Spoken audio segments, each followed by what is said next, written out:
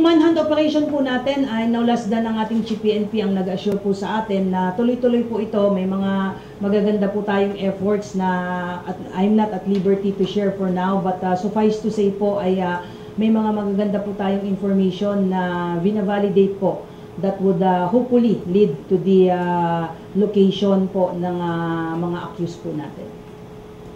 Yung mga bina-validate na information na yun, Colonel, sabi mo magandang development. Walang ganito ng mga past several weeks na simula nung ilabas yung warrant of arrest. This is something new.